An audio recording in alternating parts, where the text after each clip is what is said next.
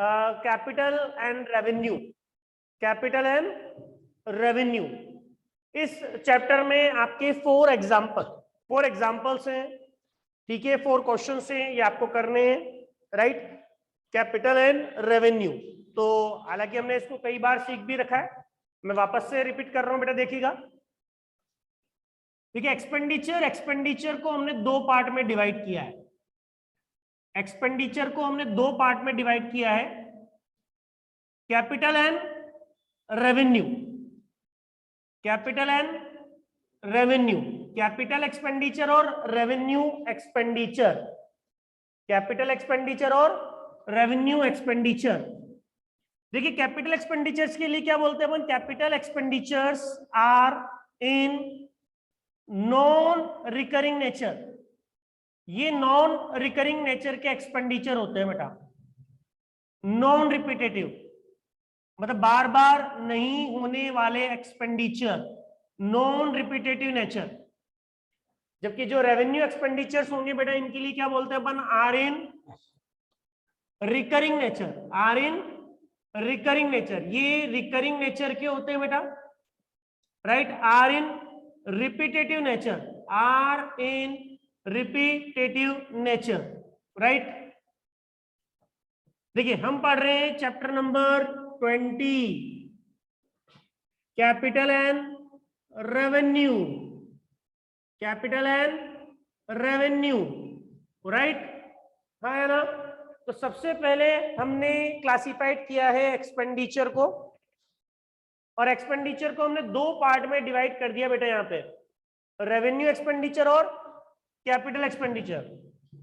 देखिए revenue expenditure recurring nature के होते हैं, जबकि कैपिटल एक्सपेंडिचर्स आपके क्या होते हैं बेटा, नॉन रिकरिंग नेचर के होते हैं। किस नेचर के होते हैं बेटा, नॉन रिकरिंग नेचर के होते हैं, नॉन रिपीटेटिव नेचर के होते हैं। Revenue expenditure provides benefits for short term period, ये आपको शॉर्ट टर्म पीरियड के लिए बेनिफिट देते हैं बेटा, क्या देते हैं, शॉर्ट टर्म पीरियड के लिए बेनिफिट देते हैं। while capital expenditure provides benefits for long term period, ये आपको लॉन्ग टर्म पीरियड के लिए बेनिफिट देते हैं बेटा, लॉन्ग टर्म पीरियड के लिए। जैसे फॉर एग्जांपल आज हमने क्या करा, बिल्डिंग का रेंट पे किया, तो बिल्डिंग का रेंट पे किया तो हमें बेनिफिट कब तक का मिलेगा, जब तक कि हमने रेंट पे किया। लेकिन अगर उधर ही हमने बिल्डिंग परचेज कर ली तो उसका बेनिफिट हमें क्या मिलता है बेटा, लॉन्ग टर्म मिलता है। तो बिल्डिंग का परचेज होना कैपिटल एक्सपेंडिचर है, लेकिन बिल्डिंग का रेंट आप पे कर रहे हैं तो वो आपका रेवेन्यू एक्सपेंडिचर है। और रेंट आप रेगुलरली पे करेंगे, रिकरिंग बेसिस पे पे करेंगे, नहीं करेंगे, हाँ या ना, मंथली, क्वार्टरली, हाफ ईयरली आप पे करेंगे, लेकिन बिल्डिंग आप बार बार नहीं खरीदते, एक बार ही खरीदते हैं, हाँ या ना। Revenue expenditure does not create any asset, ये कोई भी एसेट क्रिएट नहीं करते हैं, does not create any asset. जबकि कैपिटल एक्सपेंडिचर के लिए क्या बोलेंगे, कैपिटल एक्सपेंडिचर क्रिएट एन, ये एक एसेट तैयार करते हैं, क्या तैयार करते हैं, एक एसेट तैयार करते हैं। Revenue expenditure incurred against services and consumption, मतलब आप या तो कोई सर्विसेज ले रहे हो या आप कुछ कंजप्शन कर रहे हो, या तो आप कोई सर्विसेज ले रहे हो या आप कोई कंजप्शन कर रहे हो। जैसे आपने अपने एम्प्लॉय से सर्विसेज ली, बदले में क्या पे करी, सैलरी। आप इलेक्ट्रिसिटी कंज्यूम पे कर रहे हैं, आप पे क्या कर रहे हैं, बिजली का बिल। आप अपने मोटर व्हीकल्स में फ्यूल आप डलवाते हैं, पेट्रोल डीजल, तो वहां पर आप फ्यूल का कंजप्शन कर रहे हैं, नहीं कर रहे, तो ये आपके लिए क्या कहलाएगा, रेवेन्यू एक्सपेंडिचर। लाइक हमारे हर सेकंड्स पे, हर मोमेंट्स पे कुछ ना कुछ रेवेन्यू एक्सपेंडिचर होता ही है, हाँ ना। तो revenue expenditure incurred against services and consumption, while capital expenditure incurred against an investment, ये एक इन्वेस्टमेंट के बदले खर्च होते हैं बेटा, हाँ या ना, बोलिए। सर आप उल्टा लिख रहे हो। उल्टा लिख दिया मैंने, चलिए मैं सही कर देता हूं इसको। Revenue expenditure incurred against an investment while capital expenditure capital expenditure incurred against an investment while revenue expenditure incurred against services and consumption, services and consumption. नहीं आई बात समझ में? फिर आगे चले अपन, revenue expenditure is not convertible into cash, is not convertible into cash, ये कैश में कन्वर्टेबल नहीं होते हैं क्योंकि पैसा यहां पर आपका कंज्यूम हो चुका है। क्या हो चुका है? जबकि यहां हम क्या बोल रहे हैं, it is convertible into cash. आज आपने लैंड एंड बिल्डिंग खरीदा, प्लांट एंड मशीनरी खरीदा, मोटर व्हीकल खरीदा, आप जब चाहें उनको बेचकर कैश में कन्वर्ट कर सकते हैं। लेकिन हमने इलेक्ट्रिसिटी का बिल पे किया, एम्प्लॉइज को सैलरी पे करी, बिल्डिंग का रेंट पे किया, मशीनरीज की रिपेयरिंग कराई, अब ये पैसा वापस आपका कैश में कन्वर्ट नहीं होता है, right? It is termed as an expense. इसको हम एक्सपेंस ट्रीट करते हैं। क्या ट्रीट करते हैं बेटा? एक्सपेंस ट्रीट करते हैं। जबकि ये क्या कहलाएगा? It is termed as an asset. ये एसेट हो गई बेटा हमारी। क्या हो गई? इनकम की तो बात ही नहीं कर रहे हम, तो एक्सपेंडिचर्स की बात कर रहे हैं दक्ष, राइट? फिर आगे चलें, रेवेन्यू एक्सपेंडिचर आर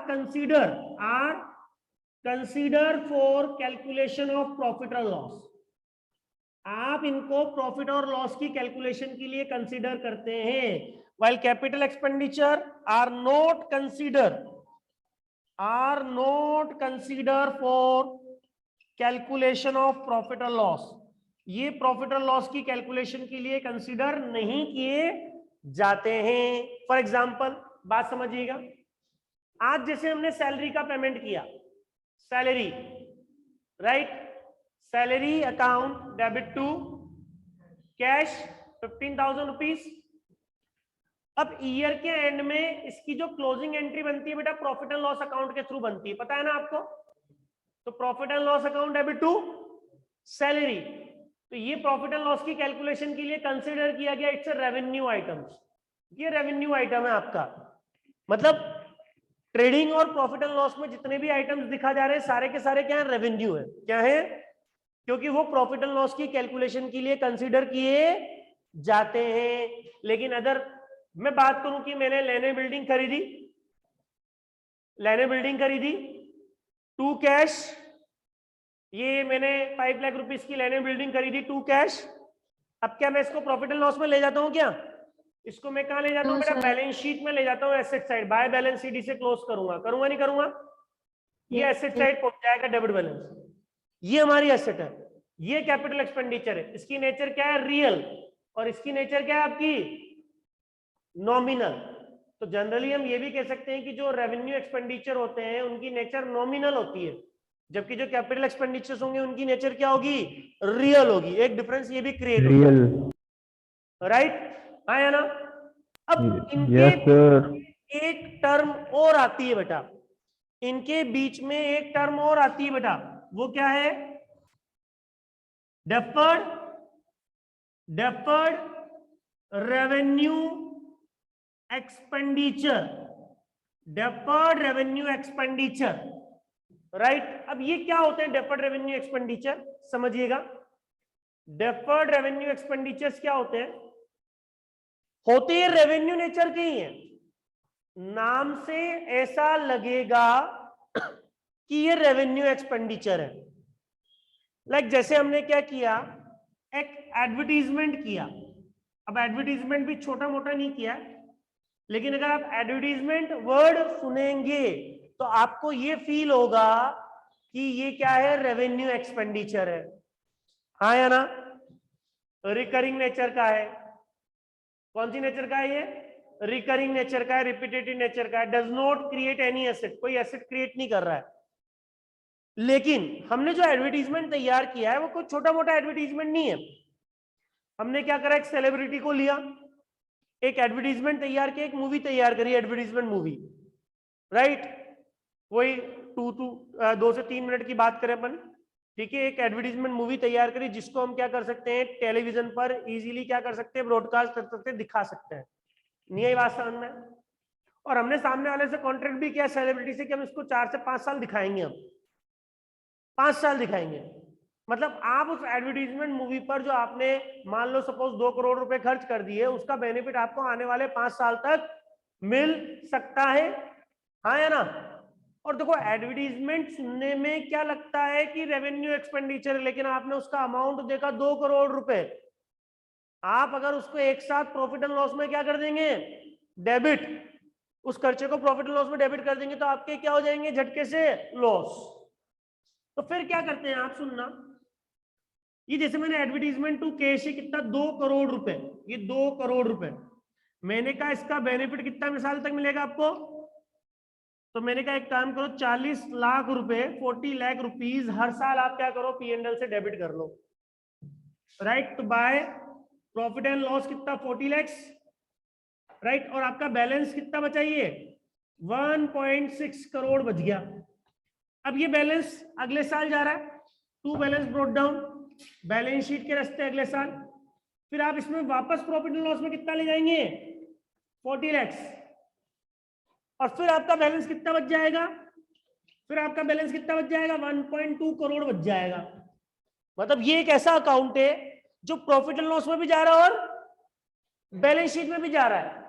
जबकि मैंने अभी एग्जांपल क्या दिया, सैलरी P&L में जाएगी, बैलेंस शीट में नहीं जाएगी, और लैंड एंड बिल्डिंग कहां जाएगी, बैलेंस शीट में जाएगी। तो ये रेवेन्यू एक्सपेंडिचर है और ये कैपिटल एक्सपेंडिचर है, लेकिन ये क्या कहलाएगा, डेफर्ड रेवेन्यू कहलाएगा, जिसका बेनिफिट आपको लॉन्ग टर्म तक मिलेगा, बट ये वापस कन्वर्टेबल इनटू कैश नहीं है, हाँ या ना? बात समझ में आई नहीं आई? तो रेवेन्यू एक्सपेंडिचर रिकरिंग नेचर के, capital expenditure non recurring nature के। रेवेन्यू एक्सपेंडिचर आपके शॉर्ट टर्म बेनिफिट देते हैं, कैपिटल एक्सपेंडिचर क्या करते हैं, आपके लॉन्ग टर्म बेनिफिट देते हैं, राइट? रेवेन्यू एक्सपेंडिचर कोई भी एसेट क्रिएट नहीं करते हैं, जबकि कैपिटल एक्सपेंडिचर क्या क्रिएट करते हैं बेटा, आपकी एसेट क्रिएट करते हैं, करते नहीं करते, हाँ या ना? बात समझ में आई नहीं आई?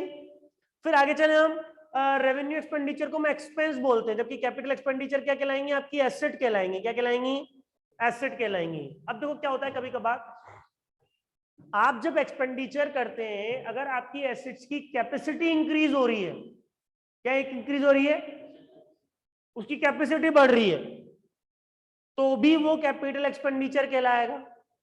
कुछ और क्राइटेरियाज भी होते हैं जिनसे हम हमारे एक्सपेंडिचर को क्या करते हैं, रेवेन्यू और कैपिटल में बाइफ्रिकेट करते हैं। तो ये हमारे 3 बाइफ्रिकेशंस हो गए, capital expenditure, revenue expenditure and deferred revenue expenditure. तो आप जब चैप्टर खोलेंगे, चैप्टर नंबर 20, आप बुक से इसको स्टडी करिए, कैपिटल एक्सपेंडिचर, रेवेन्यू एक्सपेंडिचर, जैसे मैंने भी आपको समझा दिया, एक बार आप भी पढ़िए इसको, राइट? मैं इलस्ट्रेशन नंबर 1 समझा रहा हूं आपको, इलस्ट्रेशन नंबर 1 समझा रहा हूं। इलस्ट्रेशन नंबर 1 क्या कह रहा है, पेज नंबर निकाल लीजिए 20.2, पेज नंबर 20.2 निकाल लीजिए, इलस्ट्रेशन नंबर 1, ठीक है, राइट? चलिए स्टार्ट करें। State whether the following transactions are capital expenditure और रेवेन्यू एक्सपेंडिचर। आपको क्या करना है, ये बताना है कि ये जो ट्रांजेक्शन है ये कैपिटल एक्सपेंडिचर है या रेवेन्यू एक्सपेंडिचर है। अब देखिए आप, ₹5,200 spent on repairs before using a second hand car purchase recently. अब जैसे मैंने आपको एक बात सिखा रखा है, जब तक कोई एसेट रेडी टू यूज नहीं हो जाती तब तक के एक्सपेंडिचर उसकी कॉस्ट में जोड़ दिए जाते हैं। और सेकेंड हैंड कार या सेकेंड हैंड मशीनरी के साथ क्या होता है, आपके मन में एक बात रहती है हमेशा कि ये चलते चलते कहीं खराब नहीं हो जाए, तो हम क्या करते हैं, उस डाउट को दूर करने के लिए हमारे मैकेनिक इंजीनियर के पास उस एसेट को ले जाएंगे और उससे पूछेंगे क्या हम इसको यूज कर सकते हैं क्या, राइट? तो बोलेगा हाँ यूज कर सकते हो, कोई दिक्कत नहीं है। तो फिर आप बिना रिपेयरिंग करवाए, बिना उसकी सर्विसिंग कराए उसको यूज कर लेंगे। लेकिन वो बोलेगा नहीं इसकी रिपेयरिंग की जरूरत है, विदाउट रिपेयरिंग आप इसको यूज, तो फिर वो रिपेयरिंग नेसेसरी हो गई और फिर आप उसको उस एसेट की कॉस्ट में क्या करेंगे, ऐड करेंगे। विदाउट रिपेयरिंग और रेडी टू यूज नहीं होगी, तो वो आपका कैपिटल एक्सपेंडिचर कहलाएगा और आप उसकी एसेट को कॉस्ट में क्या कर देंगे, ऐड कर देंगे। आपके सॉल्यूशन को रीड कीजिएगा और थोड़ा सा करेक्शन करें उसमें, देखिएगा क्या है। It is a capital expenditure and will debited to car account. ये कैपिटल एक्सपेंडिचर है और कार अकाउंट में डेबिट कर दिया, because the expenses have been incurred before the car is put to use. तो ये पुट टू यूज की जगह करो रेडी टू यूज, ये गलत है वर्ड बेटा। पुट टू यूज और रेडी टू यूज में अंतर है, पुट टू यूज और रेडी टू यूज में अंतर है बेटा, राइट। वर्ड क्या है? रेडी टू यूज, और दूसरा वर्ड क्या है?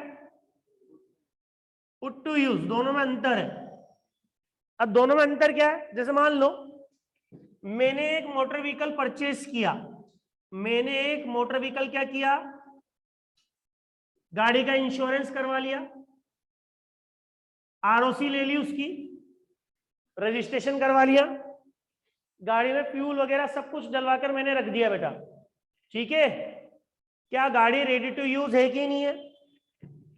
गाड़ी रेडी टू यूज है कि नहीं है? ये मैंने खरीदी है, मान लो मैंने खरीदी है 1 जुलाई 2021 को खरीदी है। क्या गाड़ी रेडी टू यूज है कि नहीं है? है सर। आप इसको काम में ले सकते हैं, रेडी टू यूज है, कोई दिक्कत नहीं है उसमें।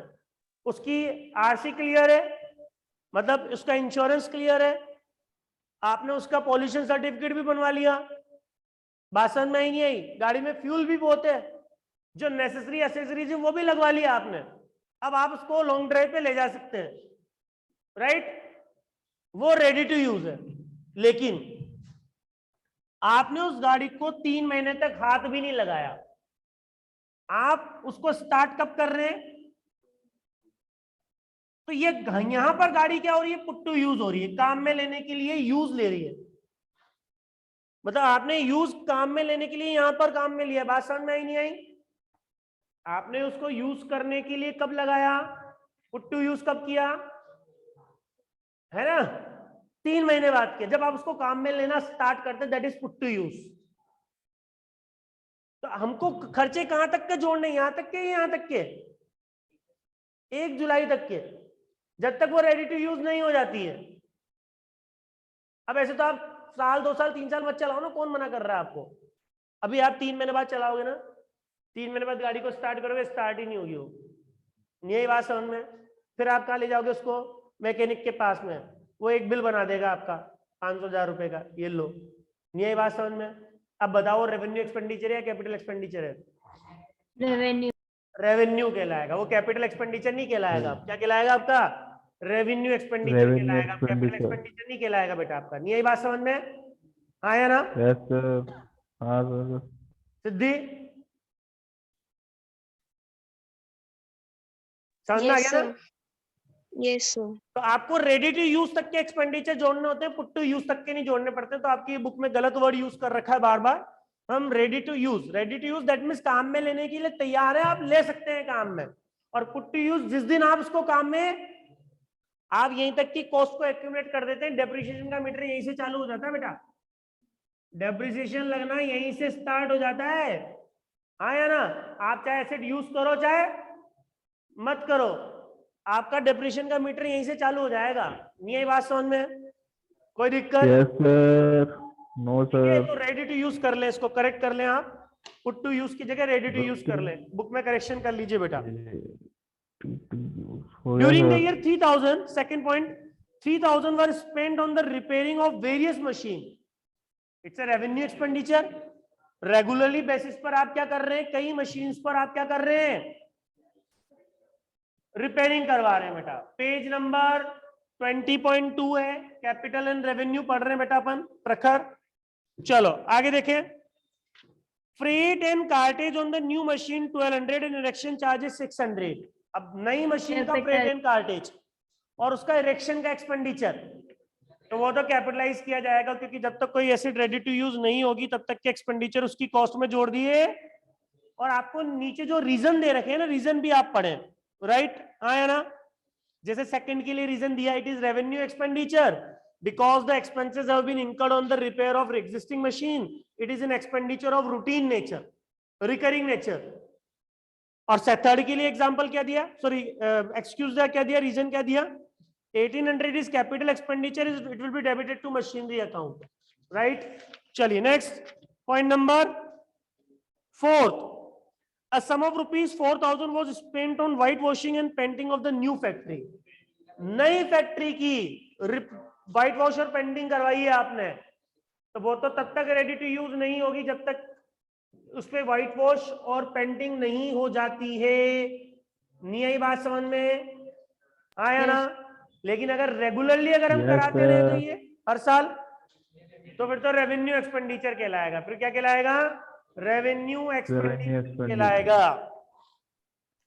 तो आपको क्या बोला गया, as the factory is white washed and paint for the first time, it should be treated as capital expenditure and hence debited to factory account।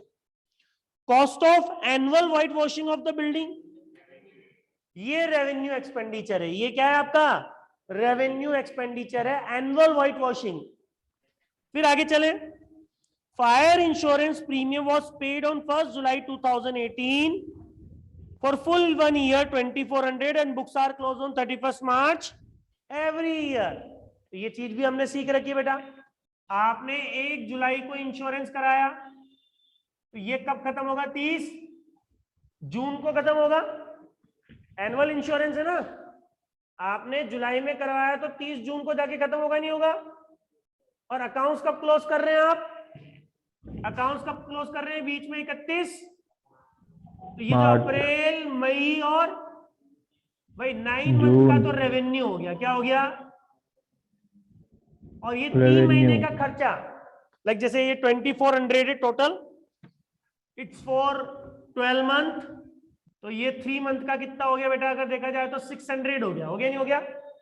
तो 1800 तो रेवेन्यू है related to the current year है, but 600 prepaid कहलाएगा। क्या कहलाएगा, बात समझ में, आप उसको कैपिटल एक्सपेंडिचर भी नहीं बोलेंगे और ना ही डेफर्ड रेवेन्यू बोलेंगे, इट्स प्रीपेड एक्सपेंस। आपने एक्सपेंस क्या दे दिया है, एडवांस में दे दिया है, और वो भी ऐसे ट्रीट की जाएगी। तो देखिए इसका क्या आपको रीजन दे रखा है, fire insurance premium amounting to rupees 1800 from 1 July to 31 March is a revenue expenditure and 600 from 1 April 2019 to 30 June is a prepaid expense and will be charge to the next year revenue. वो अगले साल revenue होगा बेटा, इस साल नहीं है। वो कब रेवेन्यू होगा बेटा, अगले साल रेवेन्यू होगा। नहीं आई बात समझ में, हाँ बोलिए। ये डफर्ड हो रहा है बेटा, ये अगले साल नहीं है, अगले साल अगले साल अगले साल जा रहा है। नहीं आई बात समझ में, इसको आप आने वाले 5 साल में राइट ऑफ कर रहे हो, इसके पीछे रीजन अलग है। बात समझ में ही नहीं, यहाँ तो आपने एक हैवी एडवर्टीजमेंट कर दिया है, अब उसको आप एक साथ प्रॉफिट एंड लॉस में नहीं ले जा सकते। यहाँ तो आपको खर्चा ही 12 महीने का पे करा है, बट वो क्या है कि लाइक आपके अकाउंट्स क्लोज करने की डेट को क्रॉस कर रहा है, तो वो जो क्रॉस्ड पार्ट है वो जो अगले साल में जा रहा है वो क्या कहलाएगा, आपका प्रीपेड कहलाएगा। क्या कहलाएगा, चलिए पॉइंट नंबर 7 देखिए, 20,000 spend toward addition of the machinery. तो ये क्या कहलाएगा आपका बेटा, कैपिटल एक्सपेंडिचर कहलाएगा, मशीनरी पे एडिशन हो रहा है। फिर बोला 5,000 rupees were spend in the connection with the issue of capital and 3,000 were incurred as legal expenses in raising a debenture loan. अब देखिए ये हमने पढ़ा तो नहीं है अकाउंट्स में, लेकिन आपने बिजनेस में जरूर पढ़ा है। जब भी कंपनी क्या करती है, शेयर कैपिटल रेस करती है या डिबेंचर रेस करती है, तो ऐसी रिसिप्ट कैपिटल रिसिप्ट कहलाती है। क्या कहलाती है, मतलब ये रिसिप्ट आपको बार बार नहीं मिलेगी, हाँ या ना। क्या कंपनी रोजाना शेयर इशू कर सकती है क्या कंपनी रोजाना डेप्ट लेती है क्या, डिबेंचर्स। अब कैपिटल रिसिप्ट्स को एक्वायर करने के लिए जो खर्चे आप करोगे वो कैपिटल एक्सपेंडिचर ही कहलाएंगे। ये बात समझ में, हाँ या ना। तो 8,000 is a capital expenditure since it is incurred on raising of capital for the business. ये बिजनेस की कैपिटल को रेस करने के लिए खर्चा किया गया है, बार बार नहीं किया जाएगा बेटा। कोई कंफ्यूजन, चलिए इलस्ट्रेशन नंबर 2, ठीक है। इलस्ट्रेशन नंबर 2 क्या बोल रहा है देखिएगा, classify the following into capital revenue and deferred revenue. Deferred revenue भी है यहाँ पर, ध्यान दीजिएगा। ₹50,000 paid for the installation of the new machinery. हालांकि एक भी डेफर्ड रेवेन्यू नहीं होगा इसमें, ये क्वेश्चन कॉपी किया गया है कहीं से, राइट। इसने डेफर्ड रेवेन्यू की थ्योरी नहीं समझाई आपको। देखो आप कहीं पर भी डेफर्ड रेवेन्यू की थ्योरी नहीं समझा रही है, और डेफर्ड रेवेन्यू आपसे पूछ रहा है, ठीक है, कोई बात नहीं, लगा रहने दो। अपन तो पढ़े 50,000 रुपए मशीनरी की इंस्टॉलेशन के लिए दिए, capital expenditure, very good. Payment of annual taxes 20,000 and annual insurance premium, revenue annual.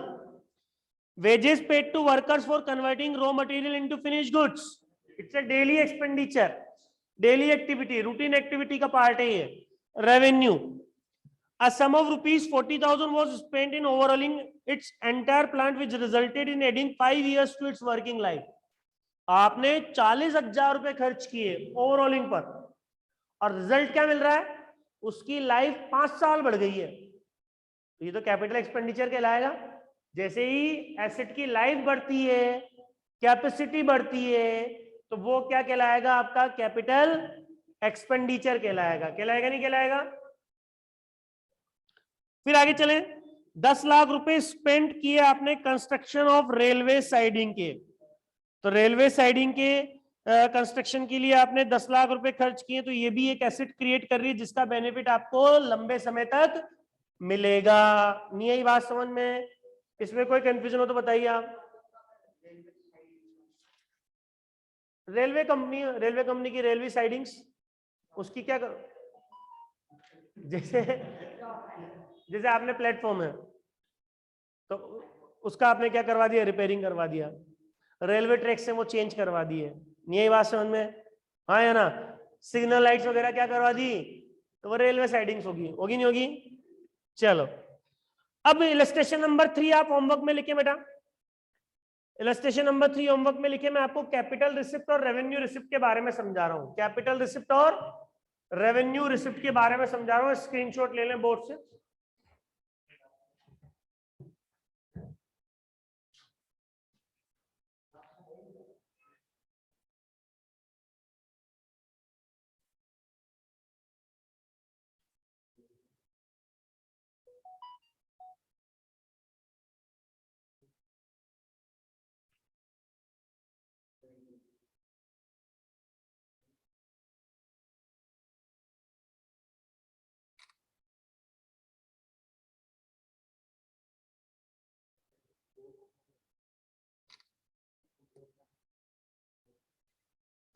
चलिए देखिए, कैपिटल रिसिप्ट्स और रेवेन्यू रिसिप्ट्स क्या होती हैं। इसमें ज्यादा डिफरेंस के बेसिस तो नहीं है, बट हम समझ सकते हैं कि रेवेन्यू रिसिप्ट्स क्या होती हैं और कैपिटल रिसिप्ट्स क्या होती हैं। देखिएगा, रिसिप्ट को भी हमने 2 पार्ट में डिवाइड कर दिया बेटा, रिसिप्ट को भी हमने 2 पार्ट में डिवाइड कर दिया है, एक रेवेन्यू और एक कैपिटल। अच्छा, जो बार बार होंगी रिसिप्ट, रिकरिंग नेचर, वो रेवेन्यू रिसिप्ट है, और कैपिटल रिसिप्ट मतलब जो कि नॉन रिकरिंग है, नॉन रिपीटेटिव है। अब बात आती है कि सर रिसिप्ट क्या होती है, तो सुनना, जैसे आपने गुड सेल किया, अब गुड सेल किया तो आपको पैसा मिलेगा नहीं मिलेगा, रिसिप्ट होगी नहीं होगी, होगी नहीं होगी, और ये रिकरिंग रिसिप्ट होगी या नॉन रिकरिंग रिसिप्ट होगी? आपने गुड सेल किया, रिकरिंग रिसिप्ट होगी या नॉन रिकरिंग रिसिप्ट? डेली मिलेगी, डेली भी कई बार मिलेगी, आया ना? तो वो क्या कहलाएगी, रेवेन्यू रिसिप्ट। क्या कहलाएगी?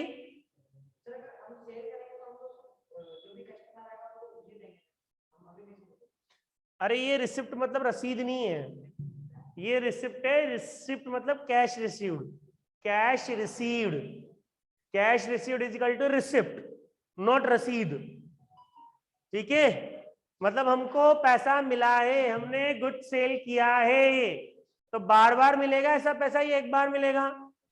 ऐसे रिसिप्ट रिकरिंग नेचर की होगी तो वो रेवेन्यू रिसिप्ट होगी। अच्छा, हमने बैंक से लोन लिया, बैंक से क्या लिया?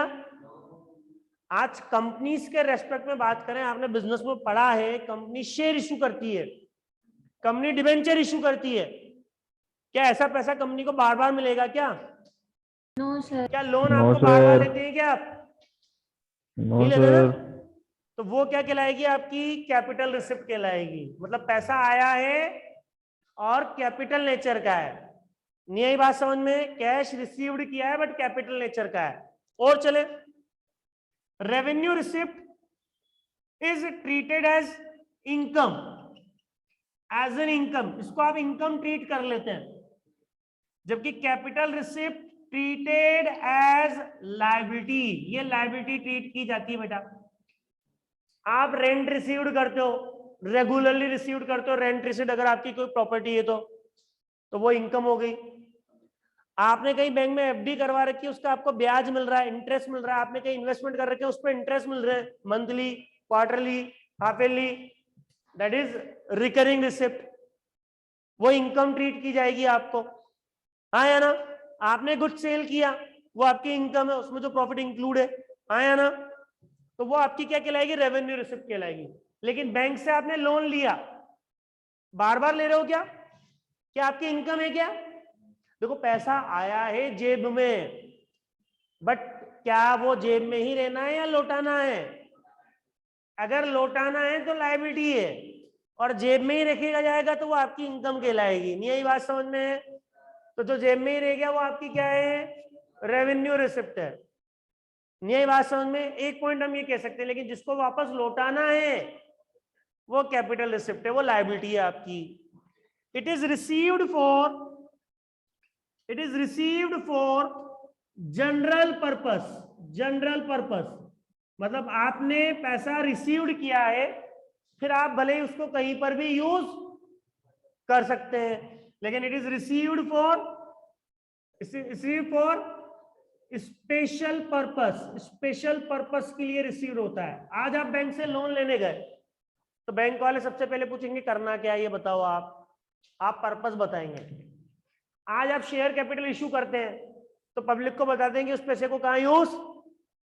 आप पब्लिक के बीच में डिबेंचर इशू करोगे तो पब्लिक को बताओगे कि आप ये पैसा कहाँ यूज करोगे। तो वो आपका स्पेशल पर्पस हो गया नहीं हो गया? लेकिन आपने माल बेचा, पैसा आया, कहीं पे भी यूज करो, कोई पूछने वाला नहीं है। आपने रेंट रिसीव्ड किया, कमीशन रिसीव्ड किया, उस पैसे को फिर आप कहीं पर भी यूज कर सकते हैं, कोई भी पर्पस स्पेसिफिक नहीं होता है। कोई दिक्कत? बोलिए।